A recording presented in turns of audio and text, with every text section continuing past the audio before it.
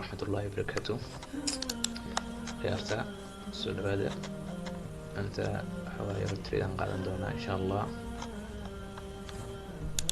السؤال ونعكسان هاي هاي هاي هاي هاي هاي يا معان إن شاء الله. هاي هاي هاي هاي هاي هاي يا معان هاي الدنيا ذن إلهي إن شاء الله. sababtoo waxay imaaday kelmad awood badan oo marbuzo oo sheegaya 3 marxaladood. marna waxaa waaye continuation, marna waxaa waaye reversal, marna waxaa waaye iisheeg ay maqan tahay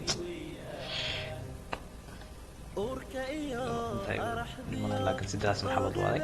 insha allah sidaas awgeed u qaadanay levelka ugu dhawaada lagu soo celi karo levelkan waa intana level hore noo yaalo marka waa sidaan ma sha allah.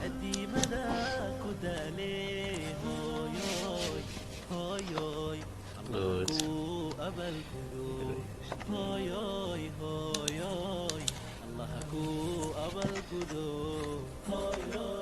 ما شاء الله فايدني.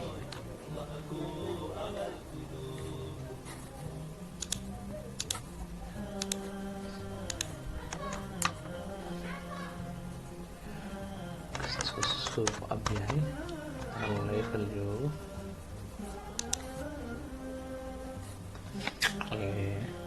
waxaan u qaadanay sel sababta soo u qaadan maxay tahay area of reversal joogaa marka good entry waa naga siiyey ma sha allah waad aragtaan inkastoo suuqan aad u adiga blue continuation waa xaalad kadib malan insha allah soo dhawaada. الدنيا ذن إلهي بلاريي أمكاك وضعنا المهاجي ويان الدنيا ذن إلهي بلاريي أمكاك وضعنا المهاجي ويان احترام ركتي ساي هدي لقى قلوب احترام ركتيساي sababta ugu qaadar maxay tahay waad aragtaa pressureka straightka soo saareen intana waa level oo waxa waaye waad aragtaan levelkan waa in uu soo gaara yes waa insha allah good.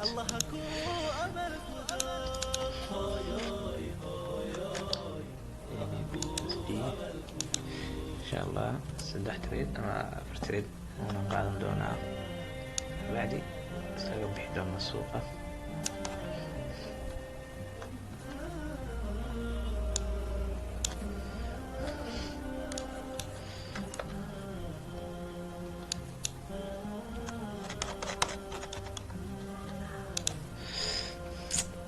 سان قادني waxay tahay ii sheegay wuxuu noo sameeyay new low noo sameeyay level kan waa dhaafi waad aragtaan level kan kale intuu soo gaara waa sugeynaa insha allah new low waa noo sameeyay awgeed u qaadana suuqa awoodiisana waa down train saas aan ugu faa'iideysanaa insha allah.